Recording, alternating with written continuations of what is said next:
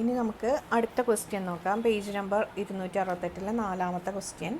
രണ്ട് വൃത്തസ്തൂപികകളുടെ ആരങ്ങളുടെ അംശബന്ധം 3:5. അവയുടെ ഉയരങ്ങൾ തമ്മിലുള്ള അംശബന്ധം 2:3. അവയുടെ വ്യാപ്തങ്ങളുടെ അംശബന്ധം എത്രയാണ്? അതായത് രണ്ട് വൃത്തസ്തൂപികയുണ്ട് അല്ലേ. അപ്പോൾ രണ്ട് ആരങ്ങളും കാണും. അപ്പോൾ ഒരു ആരം, ആദ്യത്തെ വൃത്തസ്തൂപികയുടെ ആരം റേഡിയസ് എന്തായിട്ട് എടുക്കാം? R1.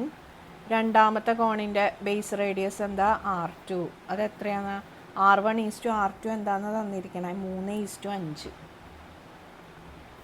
അടുത്തത് ഹൈറ്റുകൾ തമ്മിൽ. അപ്പോൾ H1 ആദ്യത്തെ വൃത്തസ്തൂപികയുടെ ഉയരം, H2 രണ്ടാമത്തെ കോണിൻ്റെ ഹൈറ്റ്. അപ്പോൾ അതെത്രയാണ് തന്നിരിക്കണേ? 2:3. ക്വസ്റ്റ്യൻ എന്താണ്? ആദ്യത്തെ വ്യാപ്തം ഈസ്റ്റു രണ്ടാമത്തെ വ്യാപ്തം എത്ര? ഇതാണ് ക്വസ്റ്റ്യൻ. V1:V2 എത്രയാണെന്നാണ് ക്വസ്റ്റ്യൻ തന്നിരിക്കുന്നത്. അപ്പോൾ രണ്ട് വൃത്തസ്തൂപികയുണ്ട്. ആരങ്ങൾ തമ്മിലുള്ള അംശബന്ധം, ഉയരങ്ങൾ തമ്മിലുള്ള അംശബന്ധം തന്നു, വ്യാപ്തങ്ങൾ തമ്മിലുള്ള അംശബന്ധം. അതാണ് റേഷ്യോ ഓഫ് ദ വോളിയൂംസ് ആണ് നമുക്ക് കണ്ടുപിടിക്കാനുള്ളത്. അപ്പോൾ നമ്മൾ ആദ്യം തന്നെ ഈ R1:R2 എന്ന് പറഞ്ഞാൽ 3:5 എന്ന് പറഞ്ഞാൽ എന്താ ഉദ്ദേശിക്കണത്? R1/R2 അത് 3/5. ഇതിൻ്റെ ഉദ്ദേശം എന്താ? R1 എന്ന് പറഞ്ഞാൽ 3 സെൻറ്റിമീറ്റർ റേഡിയസുമാണ്, R2 എന്ന് പറഞ്ഞാൽ 5 സെൻറ്റിമീറ്റർ റേഡിയസിലുള്ള വൃത്തസ്തൂപികയാണെന്നാണോ? അല്ല. ഈ വൃത്തസ്തൂപികയുടെ ആരങ്ങൾ തമ്മിലുള്ള അംശബന്ധം എഴുതുമ്പോൾ അല്ലെങ്കിൽ ഭിന്നസംഖ്യ എഴുതുമ്പോൾ അത് അതിലെ കോമൺ ഫാക്ടറൊക്കെ വെട്ടിക്കളഞ്ഞ് ഏറ്റവും സിംപ്ലസ്റ്റ് ഫോം ആവുമ്പോൾ എന്ത് കിട്ടും? 3/5 കിട്ടും. മനസ്സിലായോ? അപ്പോൾ ഇതിൻ്റെ റേഡിയസ് എന്ന് പറയണത് 3 ഏതോ ഒരു നമ്പർ ഉണ്ട് ഇവിടെ. ആ നമ്പറിന് X എന്നാ അല്ലെങ്കിൽ എന്താ സ്മോൾ r എന്നാ കൊടുക്കാം. ഇനി ഇവിടെയും അത് തന്നെ ആ നമ്പർ ഉണ്ട്, 5 × 6. അപ്പോൾ ഈ നമ്പർ വെട്ടിപ്പോകുമ്പോൾ നമുക്ക് ലാസ്റ്റ് കിട്ടണതാണ് എന്ത്? 3/5 എന്ന് പറയണത്.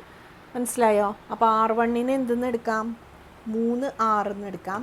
R2 എന്തെന്ന് എടുക്കാം? 5r എന്ന് എടുക്കാം. 3rഉം R2 എന്തായി? 5r ആയി. അപ്പോൾ ഇതുപോലെ തന്നെ H1:H2 അല്ലെങ്കിൽ H1/H2 എന്ന് പറഞ്ഞാൽ എന്താ? 2/3 എന്ന് പറഞ്ഞാൽ ഇവിടെ എന്തുണ്ട്? ഒരു H എന്ന് പറഞ്ഞ ഒരു സംഖ്യ ഉണ്ട്, ഇവിടെയും ഒരു H ഉണ്ട് അല്ലേ. ഈ ഇതൊക്കെ വെട്ടിപ്പോയിട്ട് ലാസ്റ്റ് വരുന്നതാണ് എന്ത്? ഈ 2/3 എന്ന് പറയണത്. വേണമെന്നുണ്ടെങ്കിൽ ഇത് 2 സെൻറ്റിമീറ്റർ ആവാൻ കേട്ടോ. അപ്പോൾ ഇവിടുത്തെ H എന്താ? 1 സെൻറ്റിമീറ്റർ എന്നാവും. അപ്പോൾ ഇവിടെ എന്ത്? H1 എന്തെന്ന് എടുക്കാം? H1:H2 എന്ന് പറയുന്നത് 2:3 ആണെങ്കിൽ H1 എന്താണ്? 2Hഉം H2 എന്താണ്? 3Hഉം ആണ്. സംശയമില്ല, ഇവിടം വരെ ക്ലിയർ അല്ലേ? R1:R2 3:5, അതായത് 3r ആണ്, R2 എന്ന് പറയുന്നത് 5r ആണ്. H1 എന്താണ്? 2H, H2 എന്താണ്? 3H. ഇത്രയും വരെ കിട്ടി. ഇനി നമുക്ക് എന്ത് കണ്ടുപിടിക്കാം? V1 കണ്ടുപിടിക്കാം. V1 = 1/3 π r1² × H1 അല്ലേ. V1 1/3 π R1 എന്താ? 3r അല്ലേ. R1 നമുക്കറിയാം എത്രയാ? 3r. അപ്പോൾ R1² എന്ന് പറഞ്ഞാൽ എന്താ? 3r² × H1 എന്താ? 2H. H1 2H. അപ്പോൾ 2 × H. ഇതിന് എന്ത് കിട്ടും? 3 × 3² 9. 9 × 2 18. അപ്പോൾ എന്താണ്? 18/3 r² H × π. പൈ ഉണ്ട് ഇവിടെ. അപ്പോൾ 18 പൈ ഇവിടെ ഇടാം. 18/3 π r² H. അതാണ് ഒരു വോളിയം, ഒരു സിലിണ്ടറിൻ്റെ വോളിയം. ഇനി നമുക്ക് അടുത്ത സിലിണ്ടറിൻ്റെ വോളിയം നോക്കാം. V2. അപ്പോൾ അതിന് മുന്നേ നമുക്ക് H2 എന്താണെന്ന് എഴുതാം. H2 എന്താ?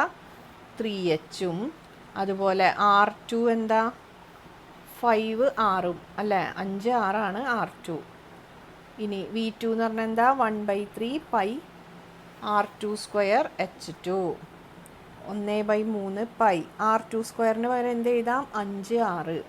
5r² × H2 പകരം എന്ത് എഴുതാം? 3H. അപ്പോൾ 5 × 5 എത്രയാ? 25. 25 × 3 എത്രയാ? 75.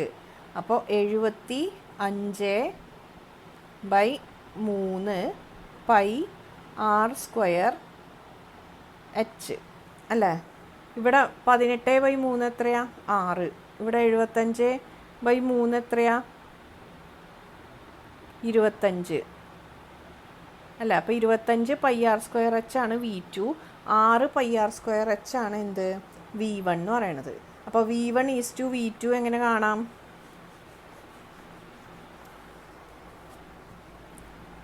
V1 എന്ന് പറയണത് എന്താണ്? 25 pi R square 6 pi R square അല്ലേ.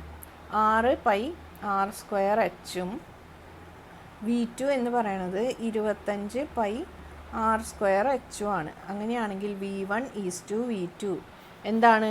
പൈ ആർ സ്ക്വയർ എച്ചും പൈ ആർ സ്ക്വയർ എച്ചും ക്യാൻസലായി. ബാക്കി എന്ത് വരും? 6:25.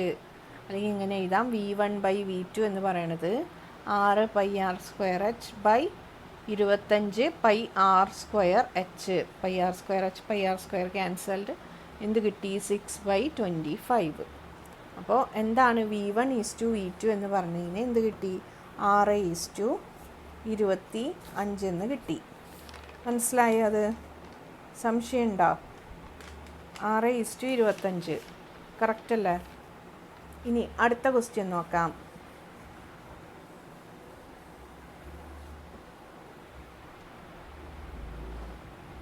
അടുത്ത ക്വസ്റ്റ്യൻ ഇതുപോലെയൊക്കെ തന്നെ. തുല്യ വ്യാപ്തമുള്ള 2 വൃത്തസ്തൂപികകളുടെ ആരങ്ങൾ 4:5 എന്ന അംശബന്ധത്തിലാണ്. അവയുടെ ഉയരങ്ങളുടെ അംശബന്ധം കണ്ടുപിടിക്കുക. തന്നിരിക്കുന്നത് എന്താ? തുല്യ വ്യാപ്തമുള്ള വൃത്തസ്തൂപിക. അപ്പോൾ തുല്യവ്യാപ്തം V1 അപ്പോൾ എന്തായിരിക്കും? V2നോട് തുല്യമായിരിക്കും. ഇനി ആരങ്ങൾ തമ്മിലുള്ള അംശബന്ധം R1 ഈസ് R2 എന്ന് പറയണത് 4:5 ആണ്. അപ്പോൾ R1ന് നമുക്ക് എങ്ങനെ എഴുതാം? 4:6 എന്ന് എഴുതാം. R2ന് എന്തെന്ന് എഴുതാം? 5:6 എന്ന് എഴുതാം. ഇനി V1 എത്രയാ? അപ്പോൾ 1/3 pi R1 square H1 pi R square H. ആറിന് പകരം ഇവിടെ എന്താ? R1 square. ഇനി R1ന് പകരം നമ്മൾ എന്തെടുക്കും? 4:6. 1/3 4:6 സ്ക്വയർ H1 നമുക്ക് അറിഞ്ഞുകൂടാ, അതാണ് കണ്ടുപിടിക്കേണ്ടത്. H1 ഈസ് H2 ആണ് നമുക്ക് കണ്ടുപിടിക്കേണ്ടത്. H1 തന്നെ ഇടാം. അതായത് 4 × 4 എന്താ? 16. ഇവിടെ പൈ ഉണ്ട്. 16 ആർ സ്ക്വയർ H1. ഇവിടെ എന്തുണ്ട്? π/3 16 ആർ സ്ക്വയർ H1. മനസ്സിലായ? അപ്പോൾ ഇതാണ് ഇതിൻ്റെ വോളിയം, വ്യാപ്തം. മനസ്സിലായല്ല? 1/3 എന്ന് പറഞ്ഞാൽ, അല്ലെങ്കിൽ ഇപ്പോൾ ഇവിടെ എന്ത് എഴുതാം? ഇങ്ങനെ എഴുതാം. ഇനി സംശയം വേണ്ട. 16/3 പൈ ആർ സ്ക്വയർ H1. ഇനി ഇതുപോലെ V2 നമുക്ക് കണ്ടുപിടിക്കാമല്ലോ. V2 സമം 1/3 പൈ R2 സ്ക്വയർ H2. ഇനി 1/3 പൈ R2ന് പകരം എന്തെടുക്കും? 5:6. അപ്പോൾ 5 × 6 സ്ക്വയർ H2. അപ്പോൾ എത്രയാ? 1/3 പൈ 5 സ്ക്വയർ എത്രയാ? 25 ആർ സ്ക്വയർ H2. അതായത് എങ്ങനെ എഴുതാം? 25/3 പൈ ആർ സ്ക്വയർ എച്ച്. ഇവിടം വരെ ഓക്കെയാണോ? അപ്പോൾ 25/3 പൈ ആർ സ്ക്വയർ എച്ചും ഇവിടെ എന്ത് കിട്ടി? 16/3 പൈ ആർ സ്ക്വയർ എച്ചും കിട്ടി. അപ്പോൾ V1 എന്ന് പറയുന്നത് എന്ത് കിട്ടി? 16/3 പൈ ആർ സ്ക്വയർ എച്ചും V2 എന്ന് പറയുന്നത് എന്ത്? 25/3 പൈ ആർ, ഇവിടെ H1 പൈ ആർ സ്ക്വയർ H2ഉം കിട്ടി. അപ്പോൾ നമുക്കറിയാം, തന്നിട്ടുണ്ട് ക്വസ്റ്റ്യനിൽ തുല്യവ്യാപ്തം, അതായത് V1ഉം V2 എന്താണ്? ഈക്വലാണ്. അപ്പോൾ നമുക്ക് എഴുതിക്കൂടെ? V1 സമം V2. അപ്പോൾ ഈ സൈഡും എന്ത് തന്നെയായിരിക്കും? ഈക്വൽ ആയിരിക്കും. അപ്പോൾ V1 എത്രയായിരുന്നു? 16/3 പൈ ആർ സ്ക്വയർ H1 സമം എന്താ? 25/3 പൈ ആർ സ്ക്വയർ H2. ഇനി ഇതിൽ കോമൺ ആയിട്ട് എന്തുണ്ട്? രണ്ട് ഇതിലും 3 എന്ന് പറഞ്ഞാൽ പൊതുവായ ഛേദമുണ്ട്, അത് ക്യാൻസൽ ചെയ്യാം. ഇനി പൈ ആർ സ്ക്വയർ ക്യാൻസൽ ചെയ്യാം, ഇവിടെയും പൈ ആർ സ്ക്വയർ ഉണ്ട്. ഇനി ബാക്കി എന്താ ഉള്ളത്? 16 H1 സമം 25H2 അല്ലേ? ഈ H2നെ ഇങ്ങോട്ട് കൊണ്ടുവരാം, 16നെ അങ്ങോട്ടും കൊണ്ടുപോകാം. അപ്പോൾ ഇതെന്താവും?